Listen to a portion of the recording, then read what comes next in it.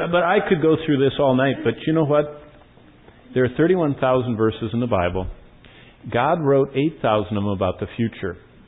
God says, and we're going to see this tomorrow, I'm watching over my word to perform it. God wrote all this down in the Bible, and He says, I'm going to make sure it all happens. So what does that have to do with us today?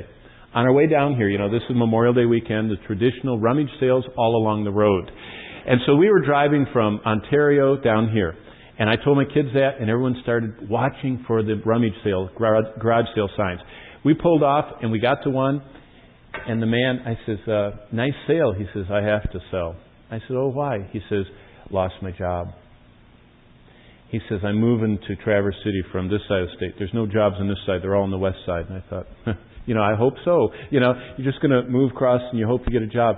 And he says, well, we're selling everything. So got to start over. All the kids were moving. And I thought about that. You read this prophecy and you say, that's great, but what does that have to do with me? I might lose my job. Or maybe you're a little older and you might have a positive test on some part of your body saying that there's some very, very serious problem. Or maybe you're a young person, you're thinking, I won't even have a job when I get out of school. Or maybe you think I'm never going to have a husband or wife. Or maybe you think, whatever. Did you know the God who wrote about what's going to happen to the nations and to the world in such detail is far more concerned about individuals than He is about those other things? God is watching over His word to perform it, and if He knows exactly what's going to happen on this planet and tells you to the letter the details of all these nations and how Israel is going to be attacked by a federation of nations led by the nation Iran. I mean, did you know that? The Bible actually says that? People have laughed at that for years. The Shah of Iran was America's best friend. What is the most belligerent nation on the planet right now? Iran. Who are they after? Who do they say they're going to incinerate? Yeah, Israel. Who said they were going to say that? God. When did He say it? 2,600 years ago. 2,600 years ago, God said there's going to be a national entity called Israel, and it's going to be sitting in a little spot, and Iran is going to ally itself with a nation that is in the far north, and its furthest north parts are the furthest parts of the earth. What's the biggest nation on the furthest parts of the earth that's close to Israel? Well, you could say Canada. Yeah, if you go over the pole. But the other one is Russia. And the Bible says Russia is going to ally with Iran and they're going to attack Israel. 2,600 years ago, this said that. And the God who can get it right 2,600 years ago, guess what He can get right?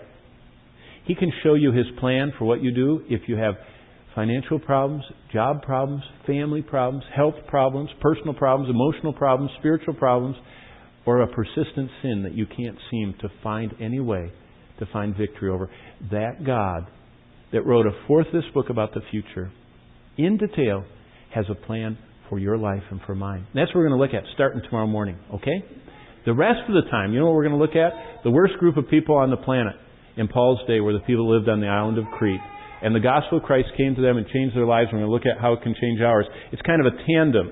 If you believe Christ is coming, you're going to live in such a way that will please Him. And that's what we're going to study. Let's have a word of prayer. And this is what we're going to do. We're going to stand. Just get the blood going, okay? Everybody stand right up. And as you're standing up, I want you to pray for something. I want you to pray this week that the Lord will speak to your heart through His Word. I've been a pastor for 31 years. I pastor in Tulsa, Oklahoma. I have preached long enough that I have people come up to me at the end of the service, and I call it what they used to call it at Dallas, the glorification of the worm ceremony. People come up and they shake my hand, they say all these nice things. But I listen to what they say. Do you know what a lot of them say?